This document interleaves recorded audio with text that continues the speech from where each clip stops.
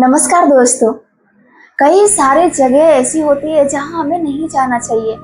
हमारे माँ बाप ने बचपन से सिखाया रहता है कि ऐसी जगहों पे नहीं जाना चाहिए, ऐसी जगहों मत जाना। लेकिन अक्सर हम ऐसी जगहों पे पहुंच जाते हैं। कुछ दरवाजे कई सालों से बंद रहता है और हम जाकर उस दरवाजे को खोल देते हैं।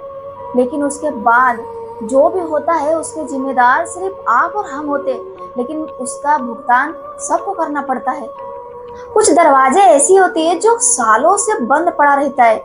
अगर हम कहीं गली से गुजर रहे होते हैं, हमें दिखाई देता है, हमें लगता है कि बस ये दरवाजा, ये घर ऐसा ही बंद पड़ा है, इसके अंदर कूड़ा कबाड़ा ऐसा ही होगा, खंडर है बस। लेकिन ऐसा नहीं होता है। उसके अंदर भूत प्रेत आत्माओं का वास हो जाता है। वहां पे भटकती हुई आत्माएं वास कर लेती है। ठीक इसी प्रकार की घटना एक प्रियंका नाम की लड़की के साथ में घटता है। प्रियंका अपने काम के सिलसिले में अपने टीम के साथ में मिर्जापुर जाती है।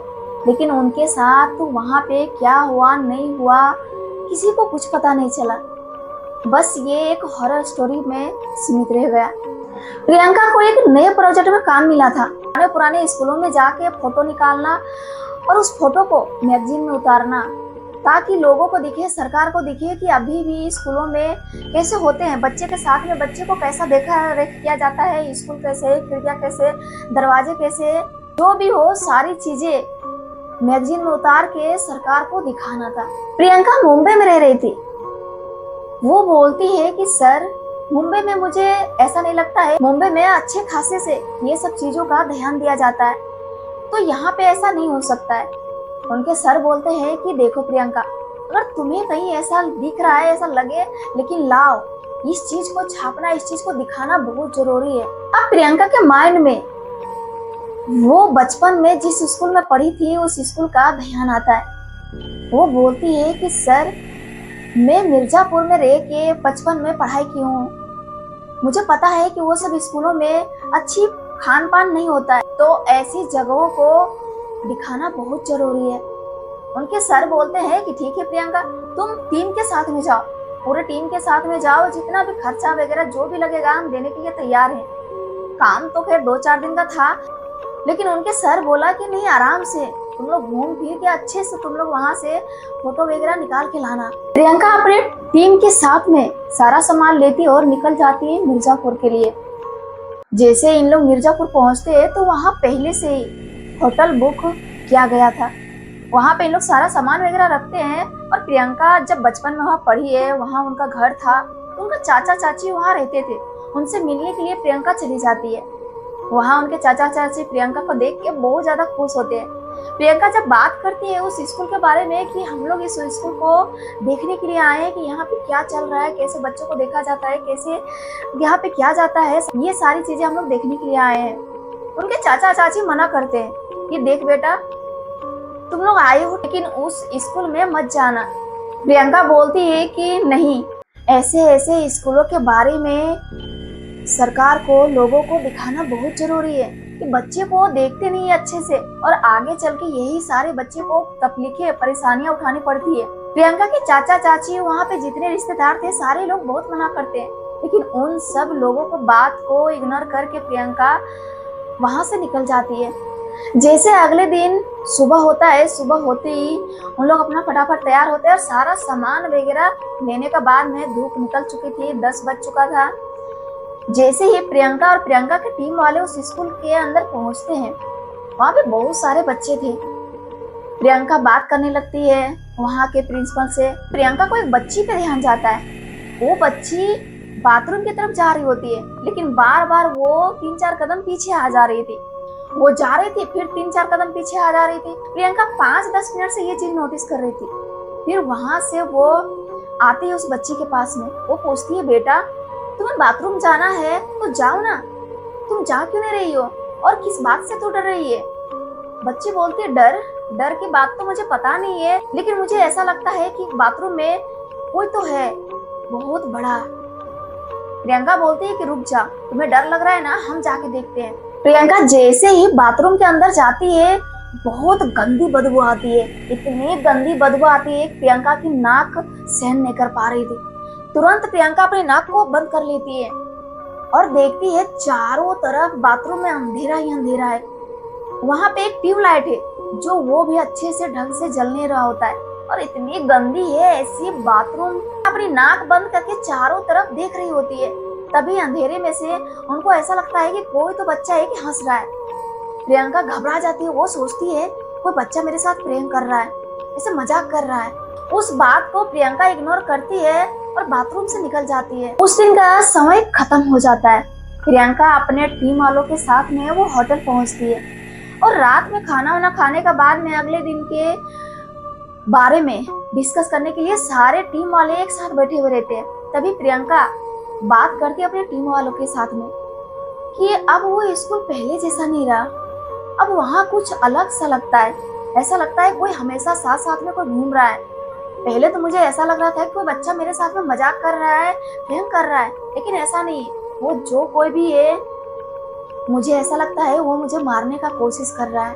और ये बातें उनके टीम वालों को भी सही लगा कि सही बोल रही हूँ मैम, हम लोगों को भी ऐसा ही लग रहा था कि कोई तो है कि पीछे पीछे घूम रहा है। लेकिन प्रियंका इस बात को टालते हुए फिर अगले दिन के बारे में डिस्कस करने लगती है कि कल संडे का दिन है, कल कोई बच्चा नहीं रहेगा स्कूल में। कल बहुत अच्छे से उस स्कूल को एक एक जगह, खिड़की, दीवार, टूटे फूटे फर्नीचर, जो भी रहेगा सारी चीज का फोटो निकाल लेंगे। उनके टीम वाले भी बोलते हैं कि हाँ ये बात तो बिल्कुल सही है। अगले दिन जैसे सुबह होता है, संडे का दिन था, इन लोग जल्दी जल्दी तैयार होते हैं, सारा सामान वगैरह लेते हैं और वही स्कूल पे पहुंच जाते हैं। वहाँ चारों तरफ एकदम सन्नाटा था, कोई भी नहीं था। प्रियंका और बाकी सारे उनके टीम में जो भी जितने भी आदमी थे, सारे लोग बहुत खुश हो जाते हैं। आज तो अच्छे से हम लोग फोटो यहाँ का ले सकते हैं। अब प्रियंका सबको अपना अपना काम दे देती है कि आप उस कमरे को जाके सारी चीज को वहाँ का फोटो निकालना, आप उस रूम का फोटो निकालना, आप वहाँ का फोटो निकालना, और मैं ऊपर का जाके फोटो निकालती हूँ। उनके टीम वाले वैसा ही करते हैं, जैसा जैसा हम लोग को बताया गया था। सब अपने अपने कामों में लग जाते हैं। अब प्रियंका जैसे ऊपर जाने वाली होती है, उनको एक कमरे के दरवाजे पे नजर जाता है। प्रियंका देखती है वो दरवाजा बंद पड़ा है। जब प्रियंका उस दरवाजे के नजदीक में जाके देखती है तो दरवाजा धागे वगैरह, ऐसे लाल धागे वगैरह से बांधा हुआ था। प्रियंका सोचती है ये कमरा बंद क्यों है, इस कमरे का फोटो लेना तो बहुत जरूरी है। प्रियंका उस कमरे में ये बोलते हुए चली जाती है कि अरे आप लोग इस कमरे को भी साफ सफाई कर दिया करो कभी कभी, और वो अंदर चली जाती है। जैसे प्रियंका अंदर जाती है, पीछे से दौड़ते हुए प्यून आ जाता है।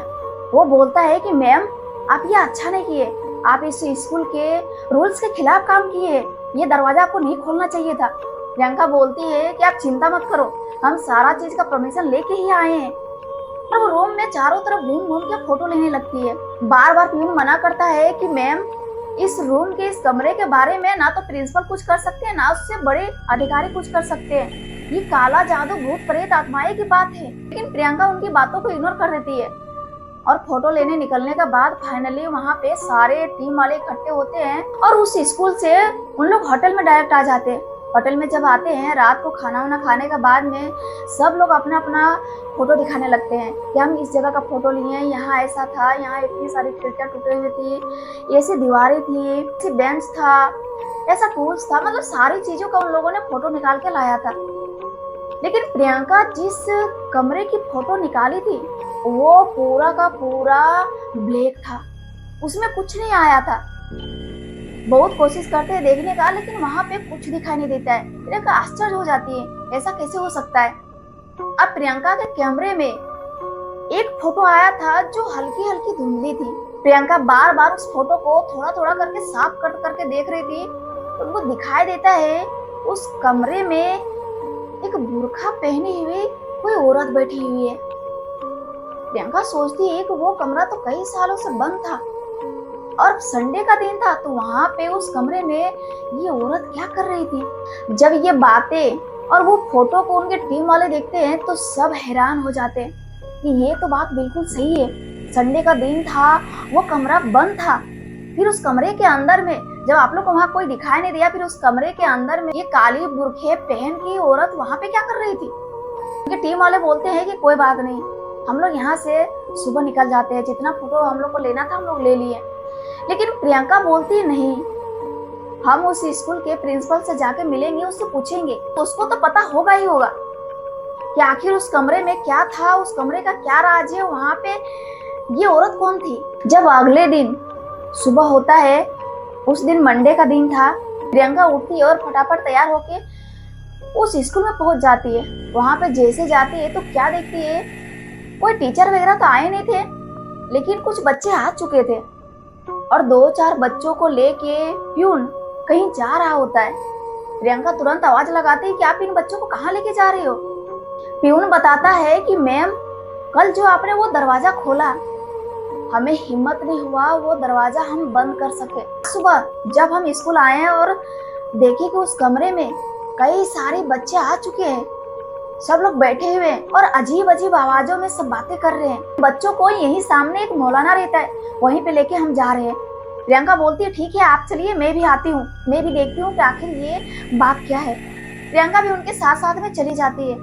जब मौलाना के पास प्यून उस बच्चों को लेके जाता है तो मौलाना बताता है कि इन बच्चों के अंदर में एक जिन्न है, वो सारे बच्चों को मारना चाहता है। मौलाना साहब बोलते हैं लेकिन इन बच्चों के अंदर वो जिन्न कैसे आया। प्यून बोलता है कि मौलाना साहब, वो दरवाजा, वो कमरा खुल चुका था। मौलाना जैसे ये बात सुनता है वो बोलता है आखिर खोला किसने। प्रियंका तुरंत बोलती है कि मैंने। क्यों? मौलाना साहब बोलते हैं कि अच्छा नहीं किया आपने वो दरवाजा खोल के। वो दरवाजा खोलने से आपको कुछ हासिल नहीं होने वाला है, बस दर्द के सिवा और कुछ नहीं मिलने वाला है। प्रियंका बोलती है कि कैसे और क्यों, वहां पे उस स्कूल में उस कमरे में जिन्न कैसे आया। मौलाना साहब बताते हैं कि मेरे बाबा भी मौलाना थे। कई साल पहले उसी कमरे में, उसी रूम में जितने सारे बच्चे हैं अचानक से अजीब ही आवाज में बात करने लगे थे और सब अजीब अजीब हरकतें करने लगे थे। मेरा बाबा गए और वहां पे सारे बच्चे को ठीक किए। उस कमरे में उस जिन्न को कैद कर दिया। बाहर से दरवाजा लॉक कर दिया गया था, लेकिन आपने वो दरवाजा खोल दिया। लेकिन मेरे बाबा अच्छा किए थे कि एक धागा और दे के गए थे कि जब भी वो दरवाजा खुलेगा तो कुछ ना कुछ विनाश होगा ही होगा, और इसी धागे से तुम उस दरवाजे को बंद कर देना। अब ये बातें जैसे प्यून सुनता है, प्यून उनके सामने गिड़गिड़ाने लगता है कि चलिए साहब, आप जल्दी से उस दरवाजे, उस कमरे को बंद कर दीजिए, नहीं तो पता नहीं कितने सारे बच्चों के साथ में गलत हो जाएगा। मौलाना साहब धागा लेते हैं और स्कूल में चले जाते हैं। तब तक स्कूल में पूरा हड़कंप मच चुका था। मौलाना साहब जाते हैं उस कमरे में, जो भी उनको क्रियाक्रम करने का रहता है वो करते हैं और फिर वो दरवाजा बंद करते हैं। वहीं पे उस कमरे में जिन्न को कैद कर दिया जाता है और मौलाना साहब सबको ये बातें बता देता है कि ये दरवाजा ये कभी नहीं खुलना चाहिए और वो दरवाजा आज भी बंद है। प्रियंका जब घर आ रही होती है तो वो बहुत उदास थी। वो अपने माइंड में ये सोचते आ रही थी कि क्या ये चीजें मैगजीन में छापना जरूरी है।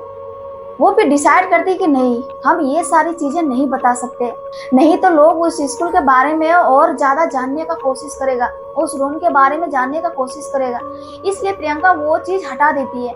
दोस्तों ये घटना कैसी लगी कमेंट बॉक्स में जरूर बताइए। फिर मिलते हैं दोस्तों अगले वीडियो में, तब तक अपना ख्याल रखिए।